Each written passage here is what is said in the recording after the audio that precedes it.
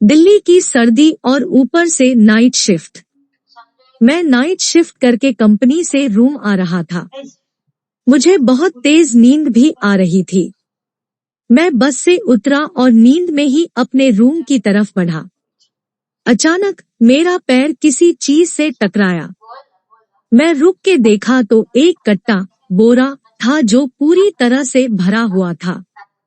मैं चारों तरफ देखा तो कंपनी के ही कर्मचारी अपने रूम को लौट रहे थे। मैं कुछ समय रुककर उनके जाने का इंतजार किया। जब सभी चले गए तो मैंने कट्टा थोड़ा सा खोला तो कट्टा पूरी तरह से नोटों से भरा हुआ था। यह देख मेरी आंखें खुली की खुली रह गई और मेरी आंखों से नींद भी गायब हो गई थी। यह सब देख मेरा दिमाग काम करना बंद कर दिया। मुझे समझ में नहीं आ रहा था कि अब मैं क्या करूं।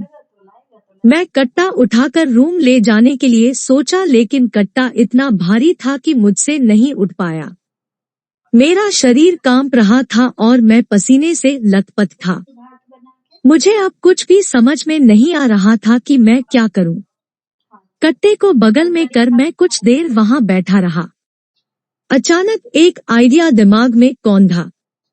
अपना फोन निकाला और अपने रूम तक के लिए एक कैब बुक कर लिया। 5 मिनट में कैब भी आ गई। ड्राइवर की मदद से उस कट्टे को कार के अंदर रखवाया और मैं भी कार में बैठ गया। मेरे हाथ पैर अभी भी कांप रहे थे। हम अब रूम के पास आ गए थे जो बस स्टॉप के नजदीक ही था। मैंने ड्राइवर की सहायता से कट्टा नीचे उतरवाया। आखिरकार ड्राइवर से भी नहीं रहा गया और उसने पूछ भी लिया कि सर इस कट्टे में क्या है। मैं तो पहले से डरा हुआ था ही और उसका प्रश्न पूछना मुझे और डरा दिया मानो कोई पुलिस वाला पूछ रहा हो। मैंने अपने को संभालते हुए डांटते हुए उसे अपने काम से काम रखने को कहा। वह कट्टा उतरवाकर मुझे शक की निगाहों से देखता हुआ कार स्टार्ट करके चला गया।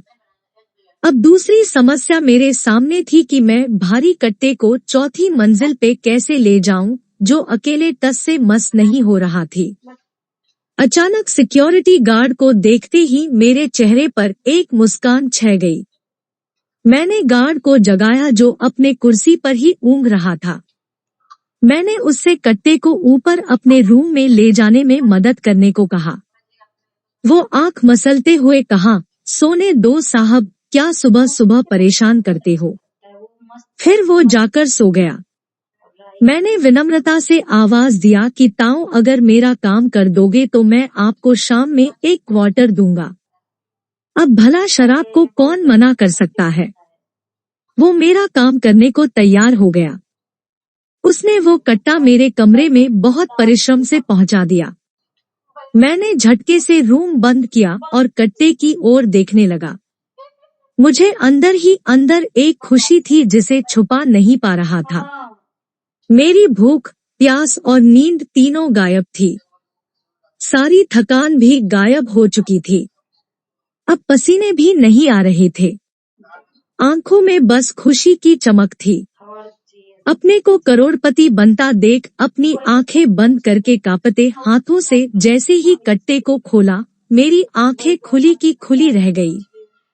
पूरा कट्टा 500 और 1000 रुपए के नोटों के बंडल से भरा हुआ था।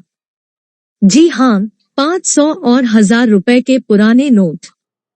मेरे सारे सपने क्षण भर में ही चकनाचूर हो गए। जितनी तेजी से मैं करोड़पति बना था उससे ही कम समय में सारे अरमान पर पानी फिर गया। वहीं फर्श पर अपना सिर पकड़कर बैठ गया। नींद तो गायब थी पर सिर चकरा रहा था। आंख से आंसू निकल गए और चीख भी इतनी तेज कि अचानक मेरी नींद खुल गई। नींद खुलते ही एक हल्की सी मुस्कान होठों पे तैर गई। मैं उठा, पानी पिया और यही सोचा कि सफलता का कोई शॉर्टकट नहीं है।